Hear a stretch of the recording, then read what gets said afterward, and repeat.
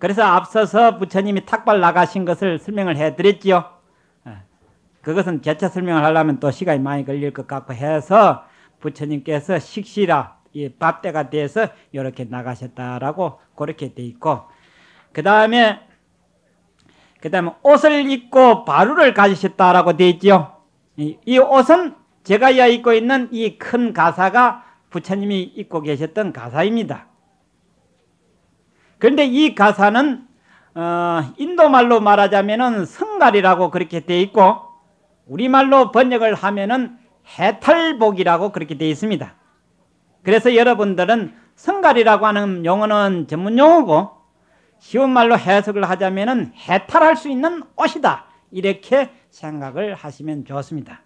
여기에 여러분들 전번에도 말씀을 드린 기회가 있었지만은 오늘 분명히 말씀을 드리는데, 여러분들이 얼마나 믿느냐는 것은 또 중요한 일입니다만은 이 가사를 입으면은 해탈합니다. 절대로 꼭 해탈할 수밖에 없어요. 이 가사를 입고 있으면은. 그러나 여러분들이 입고 있는 옷은 영원히 입어도 그는 해탈을 할 수가 없는 옷이야. 왜냐? 그 옷은 입으면은 반드시 무슨 짓을 해야 되느냐면은 중생짓을 해야 되는 옷이야. 안 그래요? 그런데 이 옷을 입으면은 중생짓을 못하게 돼 있어. 자, 여러분들 이 가사장성을 입고 술집을 드나들겠어요? 춤추는 데를 가겠어요? 도둑질을 하겠어요? 무슨 짓을 하겠어요? 다시는 못해. 그만 어쩔 수 없이 좋든 싫든 간에 똑바로 가라고 하는 길만 갈 수밖에 없으니 중생의 길에는 떨어지고 싶어도 떨어질 수가 없기 때문에 결국은 중생의 길을 넘어서서 해탈의 길로 갈 수밖에 없다고 해가지고, 이래서 처음에는 우리도 몰랐어. 해탈복이라 할 적에 그럼 가보다라고 했는데 알고 보니까 나쁜 짓은 죽어도 못하도록 딱 만들어놨어. 그러니 지옥을 가고 싶어도 못 가고 가기 싫은 극락은 가야 될 그런 판이야. 그런데 여러분들 세상 옷은 아무리 호화찬란하고 아름다워도 그것은 중생 더 되자고 하는 짓이지, 그것은 중생을 벗어날 수는 없는 옷이라고 해서 이것은 속된 옷이다, 이렇게 그렇게 이름을 붙였던 겁니다. 그리고 스님네들은 이 머리를 다 깎아버린 거는 불필요한 것은 싹 끊어 없애버린 거라. 그런데 여러분들은 불필요한 이는 붙여놓고 오만 짓을 다 하고 있지. 그러니 하는 짓마다 참 어리석은 짓만 하고 있다라고 해서 부처님이 무명초라 이렇게 해서 무명초라. 그리고 바루는 부처님과 부처님이 전해주신 바루고, 스님네들이 항상 전통적으로 이어받아서 항상 그 바루를 받아서 잡수는 그릇이지, 세상에 상차려 먹는 그런 그릇은 역시 중생의 업을 면할 수가 없다고 되어 있습니다. 그래 여러분들 머리 깎고 가사장사 믿고 바루를 가지고 살면은 영원히 상계윤회를 벗어나 버린다고 되어 있습니다. 다시는 세상에 빠져서 세상에 그 참 서로 시기질투하고 중상모략하고 잡아먹고 죽이고 하는 그런 참 기가 막힌 그런 업은 영원히 이 가사장성을 입은 속에서는 없어요. 그래서 옛날 스님네들이 하신 남긴 말씀이 있어요. 이 세상에 살아가면서 일생을 살아가면서 참으로 억울하고 비통한 일이 어떤 일을 두고서 억울하고 비통하다고 했느냐 하면은 세상을 말한 것이 아닙니다. 너무나 억울하다는 것은 가사장삼을 입은 사람이 다시 세속에 떨어진다고 하는 것은 너무나 억울한 일이다라고 했습니다. 그것은 왜냐하면 가사장삼을 입으면 틀림없이 부처님이 될 수가 있는 기회를 얻었는데 그것을 도리어 못하고 오히려 세상에 떨어진다고 하는 것은 너무나 기막힌 일이다라고 그렇게 말했습니다. 그래서 이 옷을 입었다고 하는 것은 여러분들이 그렇게 보시면 되고, 이 가운데 이 얘기가 참으로 많습니다만은 그렇게 넘어가고, 그 다음에 사이성에 들어갔다고 돼 있지요. 사이성에 들어갔다고 하는 것은 성중에 들어갔다라고 하는데, 바깥에서 안으로 들어갔으니까 들어갔다라고 되어 있습니다. 그러나 여기에 그것을 가지고 보면은 바보 덩신이고, 여러분들 마음이 바깥으로 나가 있으면 성 바깥에 나간 거고, 마음을 안으로 자꾸 주워 챙기면은 바깥에서 안으로 들어간 것이 됩니다. 근데 여러분들 흔히 살다 보면 저 바보 덩신 같은 게 말이야 혼 빼놓고 사나 이러지요. 그거는 왜냐면은 마음이 자기 몸에 있어야 될 텐데, 이를테면은 한 번도 자기 마음에 안 없고 바깥으로만 돌아다니니까 덩신이라. 그래 놓으니까 잊어버리는 것도 있고 까먹는 것도 있고 그렇지.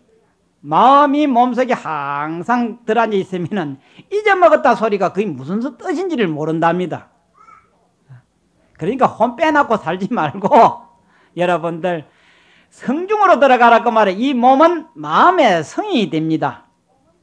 그래서 여러분들 기도는 무엇 때문에 하라냐면은 그 말이에요. 부처님 부르라고 기도가 아니에요. 부처님 생각하라고 해서 기도가 아니고, 마음속으로 마음을 챙겨 들여가지고 마음속에서 어쨌든지 부처님을 붙들어 가지고 못 나가도록 해야 하면은 그게 이제 기도가 되는 겁니다. 그런데 그렇지 못하면은 마음이 순식간에 빠져 도망가 버려 가지고 저 집에 한 바퀴 돌아와 가지고 법당 돌아오거든. 그렇게 들락날락 하니까 그놈 것이 무슨 놈의 기도가 되노? 안 되지. 그래서 사이성이라고 하는 것은 각자의 몸을 생각하면 됩니다. 몸에 자기 마음을 딱 불러들여서 절대로 마음을 내놓지 말아야 돼. 그러면은 마음이 흔들리지를 않는다는 원리가 됩니다. 마음이 흔들리지를 아니하면은 근심 걱정은 그 시간부터 없어지고, 두려움이라든지 괴로움이라든지 그것도 그 순간에 없어집니다. 여러분들 세상에 근심 걱정 태산같이 많지만은 그건 마음이 바깥으로 내 돌아다니니까 근심 걱정 거리를 만들게 돼요. 마음이 바깥으로 안 나가면은 근심 걱정 만들 건덕지가 없어요. 그러니까 이 세상 근심 걱정은 세상이 잘못돼서가 아니라 자기 스스로가 만들어 가지고 한숨을 들이쉬고 내쉬고 하는 거예요. 그러니까 바보가 근심 걱정하는 것이지 성인군자가 근심 걱정하는 법은 자고로 없습니다. 그러니까 멍청한 짓 하지 말고, 마음이 동요하지 아니할 것 같으면 설사 죽는다고 해도 하나 두려울 것도 없고 원통할 것도 하나도 없고, 항상 범부들이 죽을까 맨날 걱정하는데 어찌 죽어도 하면 죽어. 그거 암만 걱정한다고 안 죽는 거 아니야. 그거는 하도 멍청하니까 죽는 거 걱정하지, 죽을 것을 걱정하니 그는 얼마나 멍청해. 그러니까 그런 걱정은 참으로 어리석은 걱정이고, 자기 마음이 동요하지 아니하면은 죽는 날이 내 명의로구나 생각하는 거예요. 그게. 그러니까 죽기 전에 할 일 부지런히 하는 거지. 그게 지혜 있는 사람 아닌가 그 말이요. 그래서 마음이 동요하지 아니하면은 참으로 즐겁고 편안하다. 그래서 이 불법은 안심법이다 그 말이야. 마음을 편안히 하는 법이고, 그 다음에 마음의 흐리고 탁한 것을 맑혀주는 법이다 해서 청정법이다라고 그렇게 말합니다. 중생의 마음이 얼마나 흐리고 탁하냐면은 새까만 칠통 같다예요. 그리고 오밤중하고 같이 그렇게 캄캄하답니다. 그러니 얼마나 기가 막히겠어. 그러니 캄캄한 밤중을 헤매니 위험천만이지요. 흐리고 탁하기가 말할 수가 없으니까 고통이 그렇게 많을 수밖에 없지요. 그 사이대성이라고 하는 것은 왜 대자를 붙였냐면은 이 우리 몸 안에는 대불성이 들어있어. 대불성이 부처가 될 수 있는 성품이 들어있어. 그래서 부처님이 최후에 설법하신 것이 열반경인데, 그래 열반성이라고 하는 열반의 성품은 어떤 것이요 하니까 대불성을 가리켜서 열반성이라고 그렇게 이름을 했습니다. 자, 이 말은 여러분들이 참을 처음 듣는 얘기가 되겠지만은 우리는 누구나 대성불할 수 있는 불성을 가졌어. 그래서 결국은 우리도 수행을 할 것 같으면은 부처님과 같이 성불하니까 대성자가 될 수 있는 성품이 있어. 그래서 우리 몸은 썩어지면은 아무것도 아니지만은, 그러나 내가 살아있을 때에는 대성불을 할 수 있는 불성이 있기 때문에 참으로 귀중하고 참으로 좋은 것이다. 그러니 여러분들이 몸이 아픈 것을 염려하지 말고, 이 몸이 아프면 내가 공부를 못할까 싶어서 걱정이 된다. 죽는 것이 두려운 것이 아니라 내가 죽기 전에 공부를 못하고 하니 그래서 걱정이고 근심이 된다 생각을 해야 될 긴데, 어쩌면 좀 더 살까. 살아보니 날마다 더 괴로운 뿐이지. 가면 갈수록 더 괴로워. 힘들어. 20대 30대만 넘어지면은 이 육신이 고물이 돼가지고 아무리 고쳐도 더 뜨거덕거리 소리가 나. 그러니 평생을 두고 치닥거리 하다가 아무 일도 못해. 그러니 아플 놈은 좀 아파라. 니는 니 볼 일 보고 나는 내 볼 일 좀 봐야 되겠다 하고 그런 생각을 내야 공부를 좀 하지. 이놈 종로릇 한번 해봐라. 죽을 때 죽는 그 시간까지 해도 고마운 줄을 모른다고 했어. 부처님 말씀에 얼마나 고마운 줄을 모르느냐. 열반경이 그런 말씀을 해서 부처님 마지막 법문에 하루는 어떤 신화를 하는 사람 불러내가지고 임금이 조그마한 상자를 밀어주는 거야. 이게 뭡니까 하니까 그 신화에 보고 그 상자 뚜껑을 한번 열어봐라 했어. 그래서 상자 뚜껑을 딱 여니까 조그마한 상자 안에 아주 지독한 독사 4마리가 동시에 목을 내밀면서 물라고 대들거든. 깜짝 놀랐어. 이게 뭡니까 하니까 그래 그 이름이 뭐고 이렇게 독사입니다 그러거든. 그래 그 독사는 여러 날 굶겨서 아무것도 안 먹었다. 그러니 그 독사의 머리를 쓰다듬어서 한 놈도 머리를 치게 안 들고 가만 엎드려 있도록 만들어라. 3마리는 그렇게 하더라도 한 마리가 머리를 치게 들으면은 너는 그 자리에 너는 목을 쳐 죽일 것이다 하더니 여봐라 하거든. 그러니까 이 5 신하가 칼을 들고 딱 들어온단 말이야. 그 신하를 딱 둘러싸더니 금방 말한 것 같이 이 가운데 만약에 한 마리라도 독사가 머리를 치게 들거든 어떻다 저렇다 소리도 말고 이 신하 목을 쳐 죽이라 이렇게 하거든. 그 신하가 가만 생각을 해보니 야 이거는 목이 1000개라도 죽게 생겼어. 왜 1000개라도 죽느냐 하면은 독사 이놈은 길들일 수가 없어. 설사 배고파 굶주린 독사를 잘 미겨도 조금만 있으면 배가 고프면 또 어떻게 하겠습니까? 또 고개를 치기 덜 판이니 그때는 영락없이 죽게 생겼거든.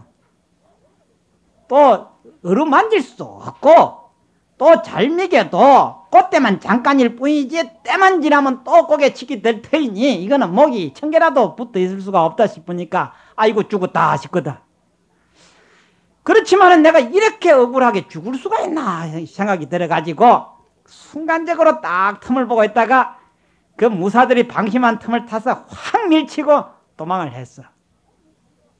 그래 천신만고 끝에 결국 살기는 살았는데 그 무사 5명은 끝까지 따라오는 거야. 끝까지 따라와. 따라오면서 어떤 때는 감은 이슬로 해유도 시키고 어떤 때는 협박도 하고 가전 해유와 가전 협박을 다 하면서 끝까지 따라오는 거예요. 그래도 이 신하는 너한테 붙들린 날이면 나는 죽는다. 너 감은 이슬에 쏘갔다는 날이면 나는 죽는다 하니까 안 쏘가 하면 도망가는 거예요. 그런데 이 신하가 도망을 가는데 설상가상이라 그 큰 평야를 지나서 가는데 그 앞에는 큰 강이 흐르고 있어. 뒤에는 무사가 쫓아오지. 앞에는 그 넓은 강물이 물살이 샌 강이 가로막고 있어. 이제는 죽었다 싶어. 여러분들 어떻게 하면 살겠어 거기서.